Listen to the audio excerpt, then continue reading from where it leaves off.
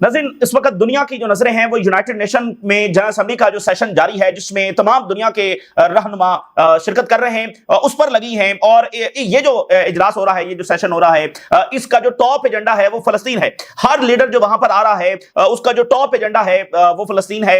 या तो उसकी सारी तकरीर जो फलस्तीन के इशू के गिर्द घूमती है, या फिर उसकी तकरीर का जो मेजर हिस्सा है वो फलस्तीन के गिर्द वो घूमता है। तमाम लीडर्स है वो आकर बड़ी हार्श पोजीशन ले रहे हैं। ब्राजील ने बड़ी हार्श पोजीशन ली है। उर्दुगान ने भुरकस निकाला इजराइल का, यानी उर्दुगान या अरब लीडर्स ये तो इजराइल के साथ ताल्लुकात रखते भी हैं, ताल्लुकात बढ़ा भी रहे थे, और बाकी अब्राहम अकॉर्ड भी कर चुके थे।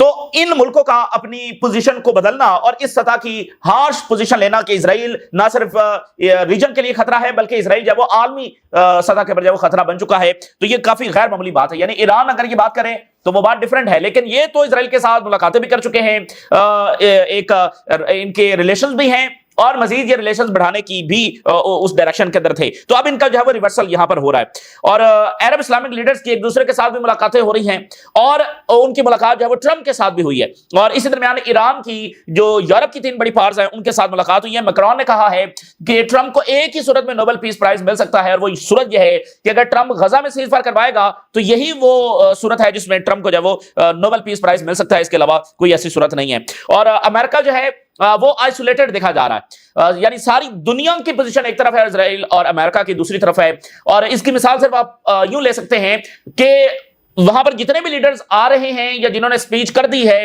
वो गजा में ये डिक्लेयर कर रहे हैं कि जेनोसाइड हो रही है। ब्राजील के प्रेसिडेंट ने आकर कहा कि यहां पर जब जेनोसाइड हो रहा है, बाकी तमाम लीडर्स ने आकर कहा। अच्छा, और जब ये स्पीचेस हो रही थी, ट्रंप की स्पीच के आगे पीछे जो है, वहां पर यूएन की जो रिपोर्ट है वो भी जारी हो गई कि वहां पर जेनोसाइड हो रही है, और ट्रंप की जो पूरी स्पीच है उसमें गजा का नाम ही नहीं था। उस पूरी स्पीच के अंदर जो है वो गजा का उसने लफ्ज भी इस्तेमाल नहीं किया। तो ये यानी कि बाकी दुनिया का जो नैरेटिव है और जो अमेरिका का ट्रंप इंतजामिया का नैरेटिव है, उसमें जमीन आसमान का जो है वो फर्क है। और कभी भी अमेरिका ने अपनी ताकत इस भोंडे अंदाज के अंदर इस्तेमाल नहीं की कि उसके इत्तेहादी भी एक पोजीशन लेकर खड़े हुए हैं, और वो इस तरह नंगी ताकत का जब इस्तेमाल कर रहा है, इस तरह की ताकत जो पॉलिटिकल और डिप्लोमेटिक एलायंस के बगैर होती है, इस शील्ड के बगैर होती है, वो ज्यादा देर जब टिक नहीं सकती है। तो एक नंगी ताकत जब यहां पर इस्तेमाल की जा रही है। चाइना ने इजराइल के बारे में क्या कहा है? जो इजरायली पॉलिटिशियंस है वो ताइवान का उन्होंने दौरा किया, ये रशिया को भी छेड़ रहे हैं और चाइना को भी छेड़ रहे हैं। तो चाइना का उसके ऊपर रद्दमल आया है जो बहुत ही रेयर है किसी भी कंट्री के हवाले से। चाइना जब इस तरह की लैंग्वेज इस्तेमाल नहीं करता है। चाइना ने कहा कि इजराइल के टुकड़े हो जाएंगे। ये चाइनीज मीडिया ने वहां पर जब अल्फाज इस्तेमाल किए हैं कि इजराइल जिस रास्ते के ऊपर है इसके टुकड़े हो जाएंगे, उन्होंने ये वर्ड इस्तेमाल किया, shattered into pieces. Shattered into pieces, ये टुकड़े टुकड़े हो जाएगा, इसके परखच्चे जो है वो उड़ जाएंगे। ये चाइना के अल्फाज हैं इजराइल के हवाले से, ठीक है ना। तो ये सूरत हाल है। अच्छा, अब जनाब अली ट्रंप के साथ अरब लीडर्स मौजूद थे, पाकिस्तान के प्राइम मिनिस्टर मौजूद थे, सऊदी अरब के फॉरेन मिनिस्टर थे, अमीर कतर थे, जॉर्डन के किंग थे, मिस्र के प्राइम मिनिस्टर थे। मिस्र के सदर नहीं थे, मिस्र के प्राइम मिनिस्टर शरीक हुए, और उर्दुगान जो शरीक हुआ। ये मुलाकात जब हुई है, और इस पर बातें तो बहुत हो रही हैं, लेकिन जैसा कि हमने कहा था कि ये एक यूजलेस और एक मीनिंगलेस मीटिंग थी, एक सिंबॉलिक जब मीटिंग थी। इसके बारे में यही कहा जा रहा था कि गजा का जो पोस्ट वॉर प्लान है वो इसमें डिस्कस होगा, इसमें सीजफायर डिस्कस होगा, इसमें फलां चीज डिस्कस होगी। लेकिन मुलाकात हो चुकी है और कोई ऐसा रिजल्ट जब इसका सामने नहीं आया। मैं ट्रंप की जो स्पीच है वो पहले आपके सामने रखता हूं, और उससे आपको अंदाजा लगेगा कि भाई दुनिया अब क्या सोच रही है, और जो ट्रंप इंतजामिया का बिहेवियर है, इससे मामलात हल नहीं होने वाले, बल्कि दुनिया में क्राइसिस जब बढ़ने वाले हैं। ट्रंप ने जनाब अली सबको लिताड़ा, और सबसे पहले तो उसने यूनाइटेड नेशन ही से शुरू किया। उसने कहा यूनाइटेड नेशन तो है ही बेकार है, इसका तो काम है ही नहीं। हालांकि इस वक्त अगर देखें तो यूनाइटेड नेशन को बेकार किया किसने हुआ है? अमेरिका ने किया हुआ है। सिक्योरिटी काउंसिल में 15 मेंबर्स हैं, 14 मेंबर जो है वो सीज फायर के हक में वोट देते हैं, और अमेरिका हर बार जब वीटो कर देता है। तो यूनाइटेड नेशन को तो बेकार खुद अमेरिका ने किया हुआ है, पहले बाइडेन इंतजामिया ने और ट्रंप इंतजामिया ने। तो जो है वो ट्रंप ने लिताड़ा सबको, और सबसे पहले यूनाइटेड नेशन को एक बेकार इदारा जो है वो करार दे दिया। उसके बाद जब यूरोपीय यूनियन, ईरान, ठीक है ना, चाइना, रशिया, और फिर अपनी बढ़ाई जब बयान की कि मैंने दुनिया में जंगें खत्म करवाई हैं, और मैं देखें दुनिया में क्या कुछ तब्दीलियां जब लेकर आ रहा हूं। और जो लंदन का मेयर है उसको खासकर ट्रंप ने जब निशाने पर लिया। लंदन का जो मेयर है, न्यूयॉर्क नहीं, लंदन का मेयर चूंकि एक मुस्लिम है और उसकी इजराइल के हवाले से खास पोजीशन है, और सादिक खान जो है उन्होंने कहा है कि वहां पर जेनोसाइड हो रहा है, तो ट्रंप ने जनाब बराह रास्त जो है वो लंदन के मेयर को जब निशाने पर ले लिया। ऐसी स्पीच जो है वो किसी अमेरिकी सदर की जानिब से आज तक जब यूनाइटेड नेशन के अंदर नहीं हुई, और सारी दुनिया इस वक्त हकी बकी और सोच रही है कि भाई ये हुआ क्या है, और यानी कि कोई मीनिंगफुल जो है वो एक्सपेक्ट नहीं किया जा सकता ट्रंप से। और उसने बड़ी एरोगेंस के साथ जो पूरी दुनिया को लेक्चर दिया, उसने यूरोपीय यूनियन को भी लेक्चर दिया, उसने मिडिल ईस्ट को भी लेक्चर दिया, उसने चाइना और रशिया को भी लेक्चर दिया है, और बड़ी एरोगेंस जो है वो उसकी सारी स्पीच के अंदर जब देखी गई है। काफी लंबी स्पीच थी। अब मिसाल के तौर पर ये आप अल्फाज देखिए, यूरोपीय यूनियन कंट्रीज के हवाले से उसने कहा कि your countries are going to hell, Trump on migration. अब आप देखिए ये मामला बड़ा सेंसिटिव है। ट्रंप माइग्रेशन के ऊपर जब वो वोट लेकर आया है, जीत कर आया है, अब वो यही चीज है वो ट्रांसपोर्ट करना चाहता है, एक्सपोर्ट करना चाहता है यूरोप में, इसी नैरेटिव को, क्योंकि वहां पर जो राइट विंग पार्टीज हैं उनको इस बात पर ज्यादा मकबूलियत मिल रही है। यानी ये माइग्रेशन का इशू अपनी जगह पर एग्जिस्ट तो करता है, और आप देखिए एग्जिस्ट क्यों करता है, ये पैदा क्यों हुआ। अमेरिका और यूरोपियंस की जो जंगें हैं उसने बरह रास्त डायरेक्टली कुछ मुल्कों को मुतासिर किया, जैसे लीबिया, इराक, शाम, सोमालिया, सूडान। तो इन मुल्कों से बरह रास्त माइग्रेशन हुई, जैसे सीरिया से मिलियंस ऑफ सीरियन जो है वो यूरोप गए, और फिर इन जंगों की वजह से जो नेबरिंग कंट्रीज हैं और रीजन के बाकी कंट्रीज हैं, ओवरऑल उनकी इकोनॉमी जो है डिस्ट्रॉय हुई, डैमेज हुई। तो इस चीज ने भी माइग्रेशन को जन्म दिया। बाकी किसको अच्छा लगता है अपना वतन छोड़कर वहां पर एक सेकेंडरी सिटीजन जब बनकर रहना, किसी को अच्छा नहीं लगता। साउथ एशिया से कितने लोग जाते हैं, कैसा भी खुशी खुशी जाते हैं। तो मजबूरी है ना कि कहीं पर जंगें बरह रास्त छेड़नी, कहीं पर जो है उनकी इकोनॉमी डैमेज हुई, तो लोग जब मजबूरी में जाते हैं, यानी वो भी इनकी अपनी पॉलिसीज का नतीजा है ये माइग्रेशन। लेकिन अब ट्रंप साहब जो है वो इसी नैरेटिव को एक्सपोर्ट कर रहे हैं यूरोप में, और मौजूदा जितनी भी लीडरशिप यूरोप में बैठी हुई है इन सब की हुकूमतें बदल जाएंगी, क्योंकि ये ट्रंप नैरेटिव जो वहां यूरोप में बेच रहा है उसके नतीजे में जो फार राइट पार्टीज है वो इक़्तिदार में आ जाएंगी, उनको मकबूलियत मिलेगी। तो ये यूरोप के लिए ये बड़ा सेंसिटिव मामला है कि ये एक तरह से उनके अंदरूनी मामलात के अंदर मुदाखलत है, और ट्रंप साहब जो है वो उसको मजीद हवा दे रहे हैं।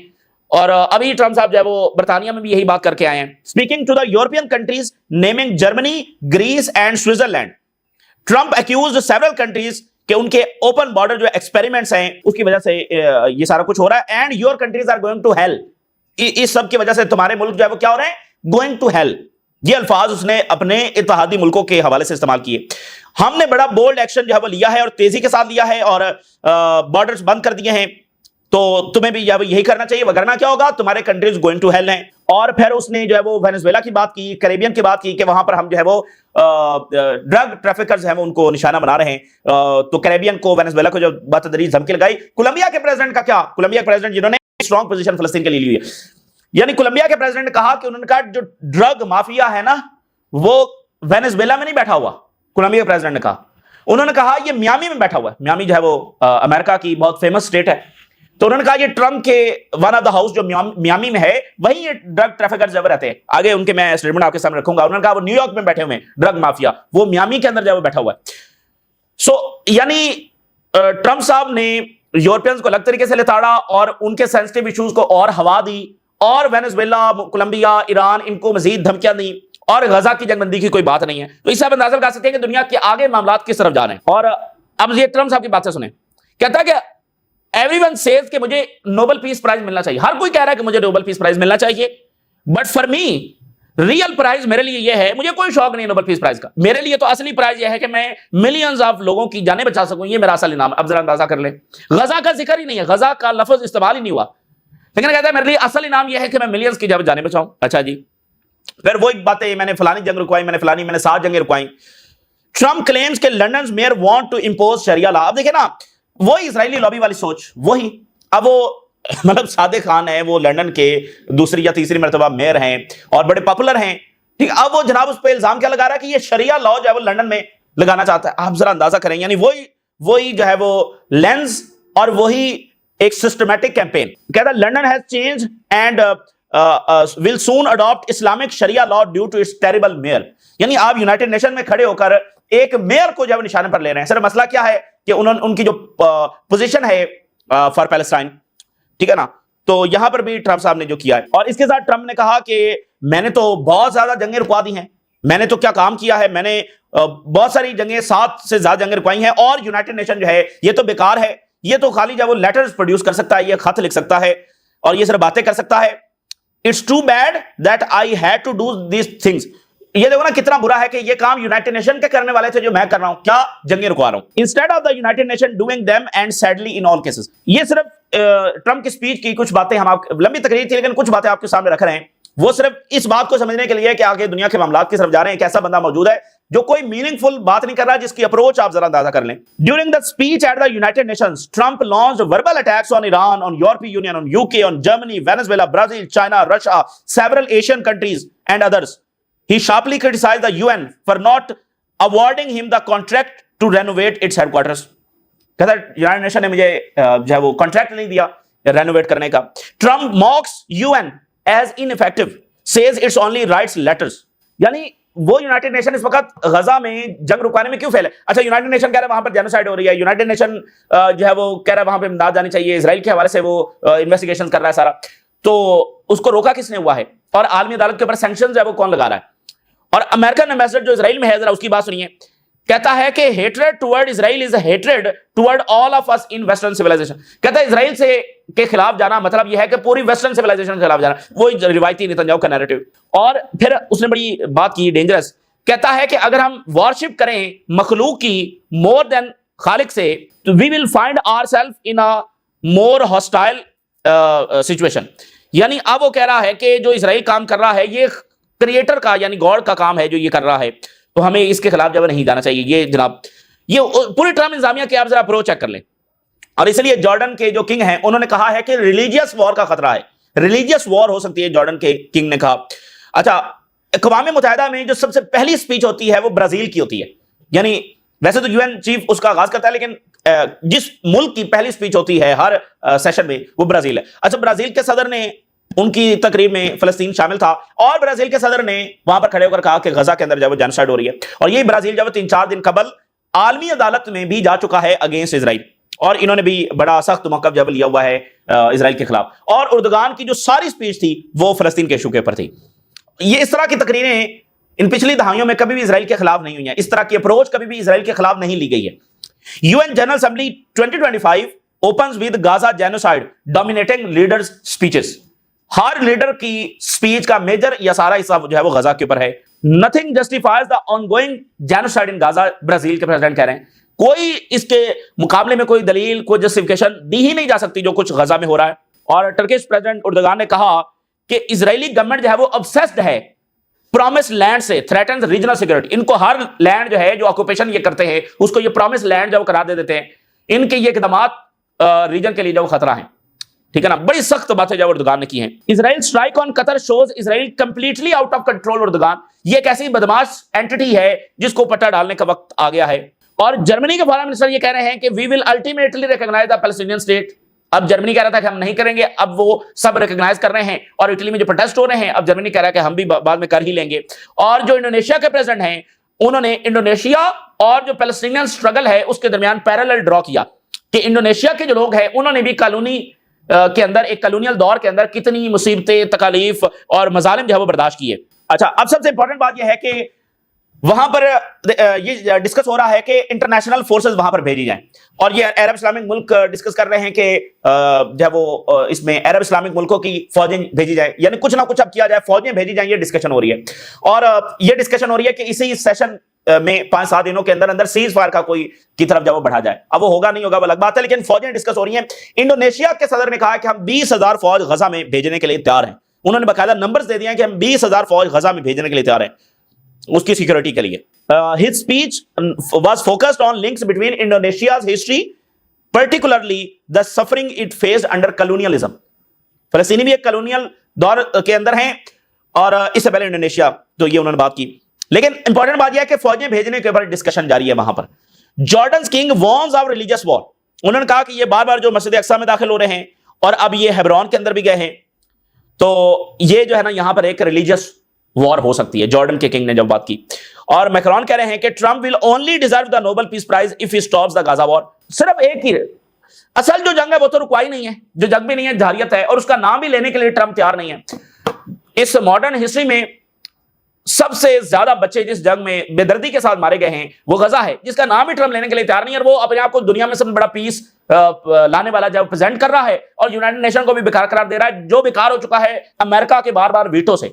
तो इतना बड़ा झूठ, इतना बड़ा गलत रॉन्ग अप्रोच, और पूरी पिछली बाइडेन इंतजामिया तौबा कर रही है। कैमला हारिस भी सामने आ गई, उसने कहा कि ये बाइडेन की जो सारी हरकत थी और इसकी जो सारी फजूल पॉलिसीज थी, इसका नतीजा जैक सल्वन आ गया, उसने कहा कि ये तो ना अमेरिका के इंटरेस्ट में है ना इसराइल के इंटरेस्ट में है।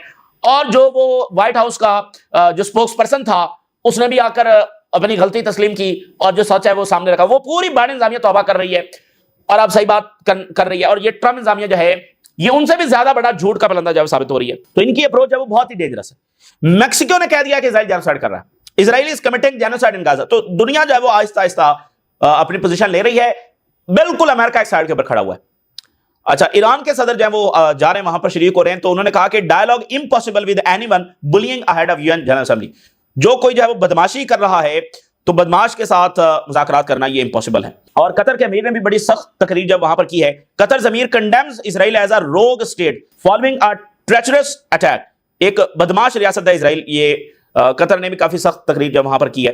अच्छा, स्पेन जो है उसने कंप्रीहेंसिव बैन लगा दिया, कंप्रीहेंसिव बैन जो उन्होंने लगा दिया है ऑन सप्लाई ऑफ वेपन्स, और बकायदा उन्होंने रॉयल डिक्री जो है वो जारी कर दी है ऑल आर्म्स सेल के ऊपर, मिलिट्री टेक्नोलॉजी ट्रेड के ऊपर, port entry for fuel shipments, use of air space for transporting weapons and the import of settlement goods have been banned. एक कंप्रीहेंसिव बैन जब उन्होंने लगाया। और स्पेन के जो प्राइम मिनिस्टर हैं वो शरीक हुए, तो बाद में कोलंबिया की यूनिवर्सिटी में वो लेक्चर के लिए गए एक इवेंट में, तो उन्होंने वहां पर खुलकर फलस्तीन की बात की। उन्होंने कहा to defend your state is one thing but to kill more than 60,000 civilians, starve innocent children to death and bomb hospital is another matter. ये कोई सेल्फ डिफेंस नहीं है जो इजराइल कर रहा है। कोलंबिया यूनिवर्सिटी में खड़े होकर कहा कि, और फिर कहा कि जो इंटरनेशनल कम्युनिटी है वो मजीद खामोश नहीं रह सकती। और उन्होंने कहा कि 21वीं सदी का ये सबसे डार्केस्ट और मोस्ट हॉरिफिक इवेंट्स हैं जो हम अपनी आंखों के सामने जब देख रहे हैं। ये कोलंबिया यूनिवर्सिटी के अंदर जब उन्होंने खड़े होकर बात की। और ईरान के जो फॉरेन मिनिस्टर हैं उनकी न्यूयॉर्क के अंदर यूरोपियंस के साथ मुलाकात हुई। ये तीनों जो बड़ी ताकतें हैं, और वहां पर काजा कैलाश जो टॉप डिप्लोमेट है यूरोप की वो भी मौजूद थी। नेतन्याहू जो है वो 29 सितंबर को उसकी स्पीच है और वो भी अमेरिका रवाना हो रहा है, और उसकी मुलाकात भी ट्रंप के साथ होगी। और इधर इनकी मुलाकात ट्रंप के साथ हो रही है। डिस्कशन गजा में फौजें भेजने पर हो रही है, सीज फायर पर हो रही है, सैंक्शन डिस्कस हो रही हैं। देखते हैं इन 2-4-5 दिनों में क्या चीजें जब सामने आती हैं। लेकिन दुनिया बहुत ही एक डिसाइडिंग मोड से इस वक्त गुजर रही है। इस वक्त की ताजा तरीन सूरत हाल जो आपके साथ शेयर किया, आपने राज रोगा करें। इजाजत दीजिए, अल्लाह हाफिज।